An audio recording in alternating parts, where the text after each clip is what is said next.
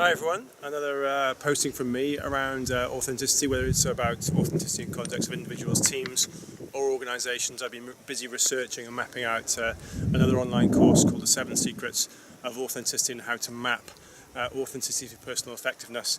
I've come across another problem that I wanted to share with you today, and I can kind of take it into a bit more detail of some of the things that people don't always do in their role.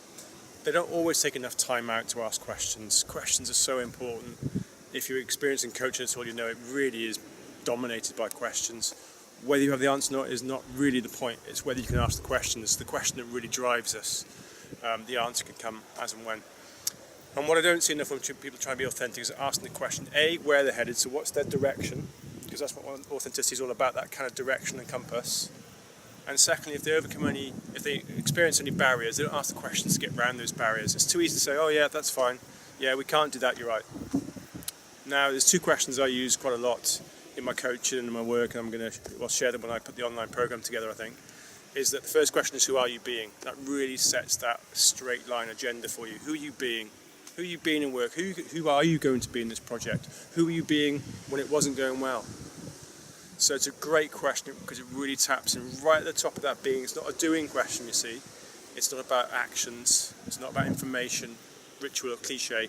It's about being. So who are you being is a great guiding question to really kind of set the authentic compass in motion.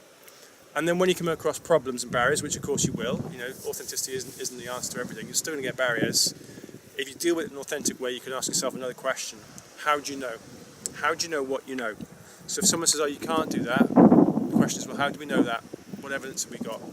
How do you know we can't do that? How do you know it'll always be late? How do you know they will not respond? How do you know we'll not get the funding?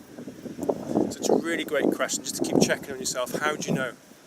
How do you know you can't do that? So many things I'm doing this year that I wasn't doing last year. My first online course was published this year. So how do I know people aren't ready for it? How do I know people won't buy it? How do I know? I don't know. And it's a great question. Unless you really, really know, then you'll keep going with it. Okay, so the main advice really around the secrets around authenticity is ask questions, and there are two great questions. You can ask your own questions by all means, but who are you being is a great question, and how do you know what you know is another great question to overcome more so barriers in that case.